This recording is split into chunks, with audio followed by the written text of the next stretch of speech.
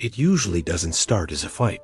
It starts as a comment, a question, something small.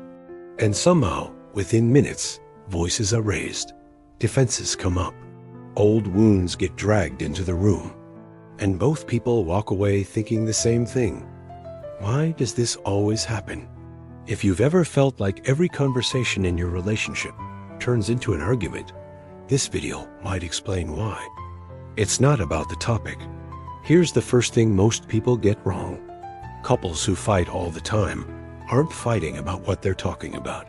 They're fighting about what the conversation represents. Dishes aren't about dishes.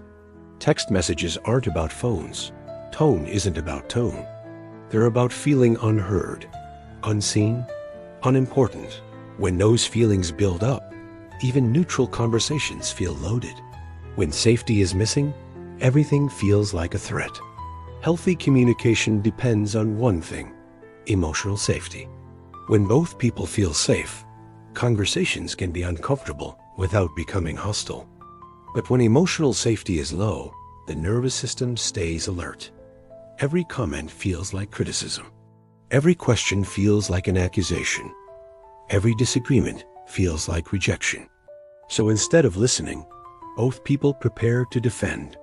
That's when conversations stop being conversations and become battles. The nervous system, not the personality. Psychology shows that constant fighting is often a nervous system issue, not a personality flaw.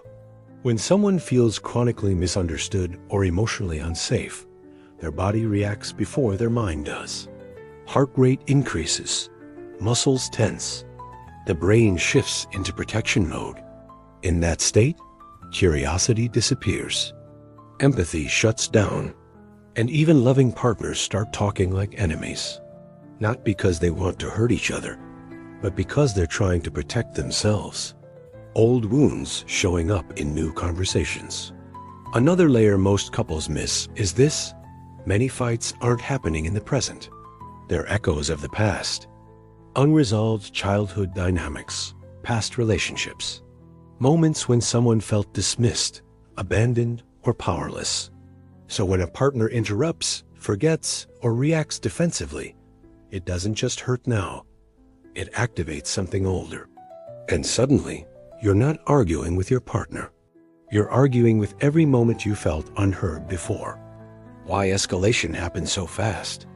In couples who fight often, escalation happens quickly. One person raises a concern. The other hears criticism. They defend. That defense feels like dismissal. So the first person pushes harder. Now both feel attacked, and neither feels understood.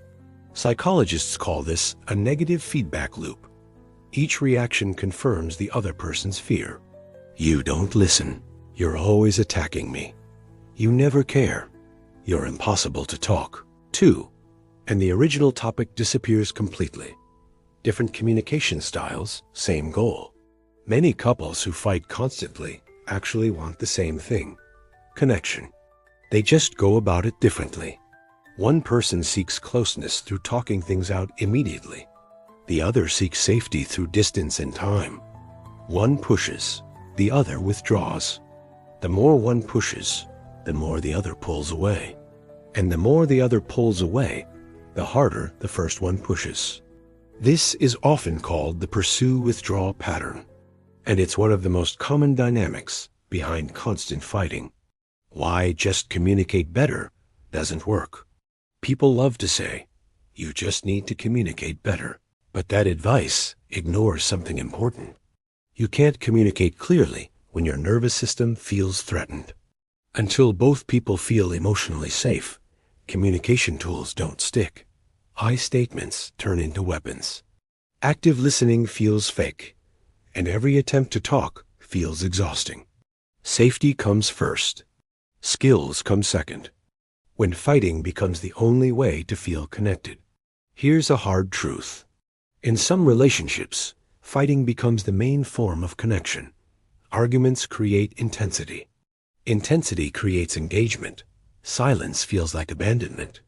So even though fighting hurts, it feels better than feeling invisible. Psychologically, this is why some couples argue often, but feel empty when things are calm. The fight proves the relationship still matters. The difference between conflict and hostility. Conflict itself isn't the problem. Healthy couples disagree. They argue. They get frustrated.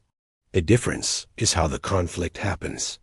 When fights are about solving something together, the relationship grows. When fights are about winning, protecting ego, or releasing built-up resentment, the relationship erodes. Over time, constant hostility teaches both people that talking is dangerous. So they brace themselves before every conversation. Breaking the pattern. Breaking this cycle doesn't start with saying the perfect words. It starts with slowing the nervous system down, pausing escalation, naming emotions instead of accusations, creating moments where neither person feels attacked. It also means recognizing this truth. Your partner is probably not your enemy. They're reacting from their own fear, history, and unmet needs, just like you. You're not broken as a couple. If every conversation in your relationship turns into a fight, it doesn't mean the relationship is doomed. It means something important hasn't felt safe to express. It means both people are protecting something vulnerable. And protection, when misunderstood, often looks like aggression. So ask yourself this. When conversations turn into fights, are you really arguing about the topic? Or are you both fighting to feel heard, respected, and safe? Let me know in the comments. And if this video felt painfully familiar, the next one will break down another relationship pattern most couples don't realize they re-stuck in.